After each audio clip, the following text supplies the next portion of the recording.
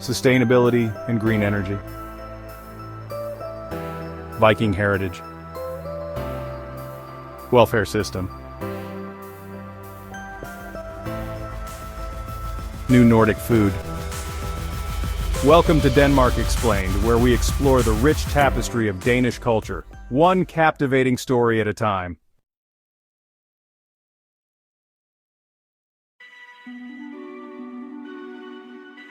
Imagine this. You land a job in Denmark expecting the usual worries about low wages and limited rights.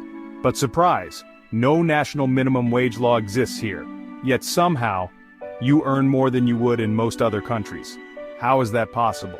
How can there be no government-mandated wage floor, yet people enjoy some of the world's highest living standards? Here's the question to think about. Which system would you prefer for your own country? Option A. A strict government-set minimum wage. Option B. An open system where unions and employers negotiate everything without state interference.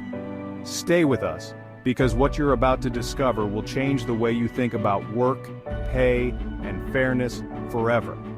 But before we continue, please support the channel by pressing the like button, share, and hit subscribe. And if you want to see more, remember to click on the playlist link below in the description. Thank you.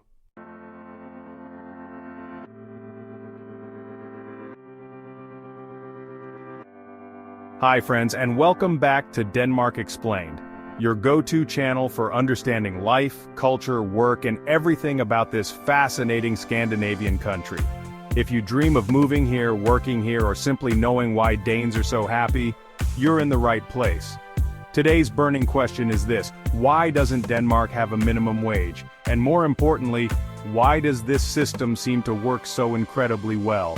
Ready to dive in, grab a coffee or tea, and let's explore every detail of this unique wage model.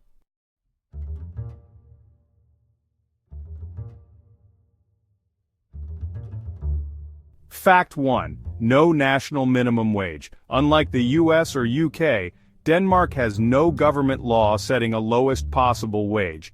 Yet almost every worker earns a decent, livable income thanks to collective agreements. Surprising, right? Fact 2. Collective bargaining does the job. Powerful unions and employer organizations sit together to negotiate fair pay, working hours, pensions, and even sick leave. These agreements cover entire industries and are legally binding. No need for state involvement. Fact 3.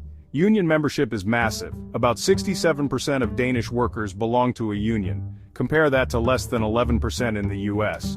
This high membership gives workers real negotiating power. Fact 4. Employers like it too. Danish companies prefer this system. Why? Because they get stability. No sudden government changes or surprise wage hikes. Everyone knows the rules. Fact 5. CBAs cover most workers. Even if you don't join a union, you still benefit because most employers apply the same terms to everyone. Fairness spreads beyond membership. Fact 6. Multiple agreements per industry. Nurses have their own wage deals. So do builders, teachers, shop assistants. Each sector tailors its own pay and conditions. No one-size-fits-all law. Fact 7. No need for government interference. This system runs without politicians telling companies how much to pay. It's pure self-management, something very rare in the world. Fact 8. A system built on trust. Danes trust unions. They trust employers. They trust each other. In countries with low trust, this model wouldn't work. But in Denmark, it thrives. Fact 9. Regular renegotiations. CBAs aren't forever. Every few years, unions and employers meet again to adjust wages for inflation, new technology, or changing job demands. Fact 10. Entry-level pay is high. A beginner at McDonald's in Denmark earns 110 to 120 kroner per hour, about 16 to 18 US dollars an hour. In the US, often $7 to $9 an hour. Big difference.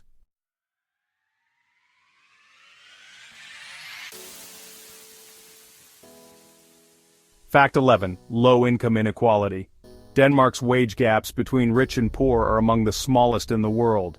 CEO pay and worker pay don't have the giant divide seen elsewhere. Fact 12.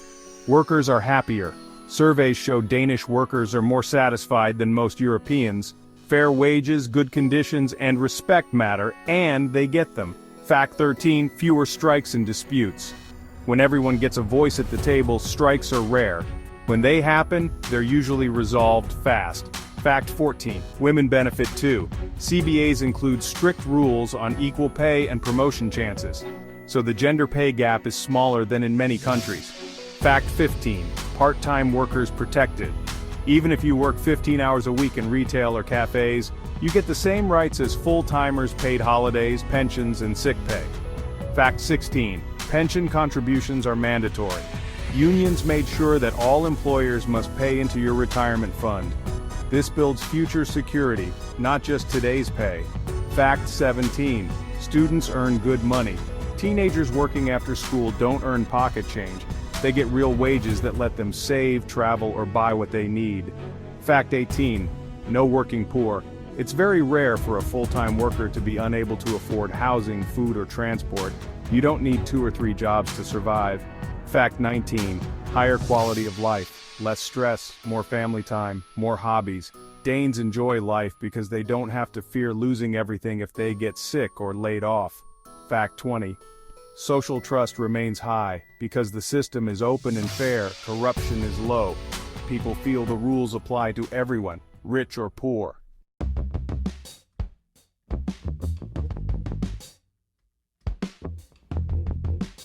So, let's talk about the economic upsides, yeah? Companies know what to expect. There are no sudden wage surprises from politicians, and predictable labor costs make planning and investment so much easier. Fair wages keep workers motivated, and as a result they stay longer, work better, and rarely quit without warning. Employers, if needed, can lay off staff, but workers get generous unemployment support and retraining programs, which is honestly pretty reassuring. With fair pay guaranteed by collective agreements, few Danes actually need government help to survive, and that saves taxpayer money. When workers earn well, they spend more in shops, cafes, and services, and that really fuels local business. Big companies like Microsoft and Google have offices in Denmark, and they appreciate the stability of this system. No strikes, no wage chaos. There's also less government bureaucracy, no endless inspections or wage law paperwork because the government lets unions and employers handle wages themselves. During COVID-19, unions and companies quickly agreed on furlough schemes to save jobs. Honestly, they acted faster than governments could. Collective agreements now even include green job creation clauses, making sure Denmark's climate goals support good jobs too. And finally, unions offer courses and training, so workers can gain skills for new industries or tech changes.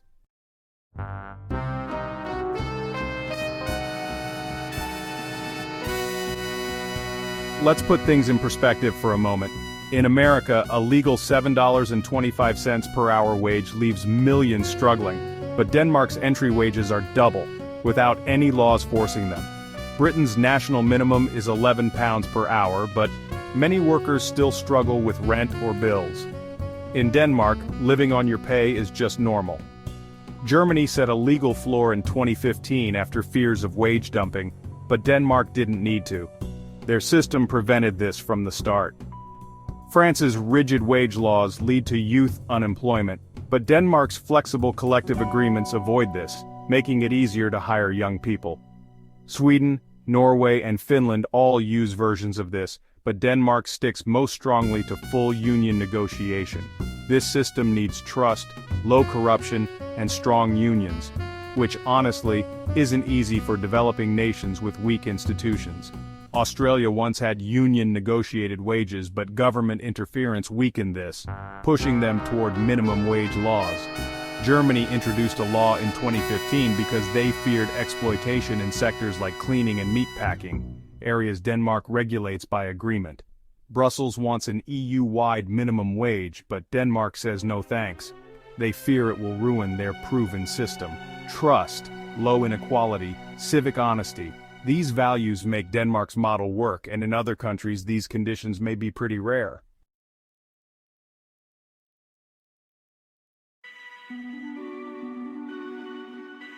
Alright, let's talk about some of the challenges and controversies. First, there's the risk for non-union workers. Sometimes, really small shops or startups that aren't part of collective bargaining agreements could underpay people. But honestly, that's pretty rare here thanks to our strong cultural norms. Now, with the rise of gig economy apps like Uber and Wolt, the old agreements didn't really fit. Only recently have unions started negotiating fair terms for these workers. It's still a work in progress. Non-EU migrants can be especially vulnerable, since they might not know their rights, and that puts them at risk for lower pay unless unions step in to help. Also, mom-and-pop stores sometimes complain that union wage rules are just too expensive for them to keep up with. On the political side, Denmark keeps pushing back against EU pressure to introduce wage laws, because we're worried it would actually weaken our unions. Some young workers honestly aren't huge fans of the rigid union rules. They want more flexibility like freer hours or startup-style jobs. Then there's freelancers, independent contractors like graphic designers or coders. They aren't covered by collective agreements. So that's a whole new frontier for unions. And, although it's rare, there are still some under-the-table jobs out there, especially in cleaning or agriculture, which are beyond union control. If wages in tech or finance keep soaring, there's a real risk that inequality could rise, so unions have to keep updating agreements to prevent that. Finally, new foreign companies often struggle to understand our collective bargaining system. It's definitely not as simple as one law fits all, like in some other countries.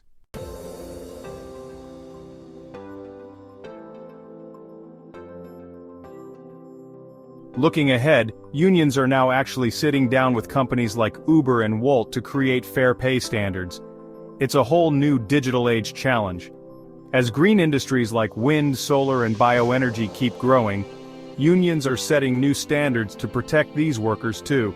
And with automation, AI, robots, self-checkouts, unions and employers are talking about how to save jobs while still embracing new technology. Collective bargaining agreements now often include education rights, so workers can get training and switch careers when industries change. Mental health is becoming a bigger focus, with more agreements including things like stress leave, counseling, and burnout prevention. It's about more than just money now.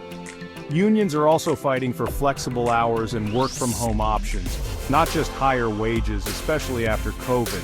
Other countries are studying Denmark's success, but honestly, copying it without the same culture of trust is pretty risky. Young people are getting more involved too.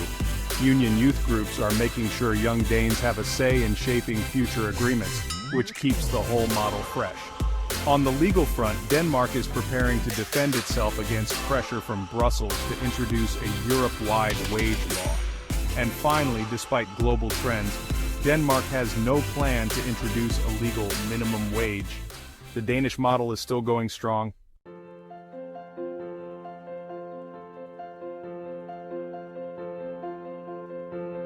So what do you think? Which model works best for workers like you? Option A, government-controlled minimum wage, or Option B, self-regulated, high-trust collective bargaining like Denmark? Comment below. Your opinion really matters.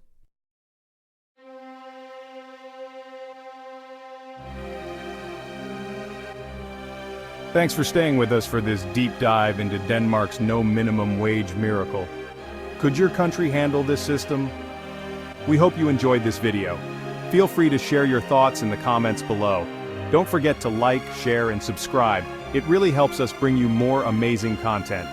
Join us here at Denmark Explained, where we uncover the wonders of Danish culture one story at a time. See you in the next video.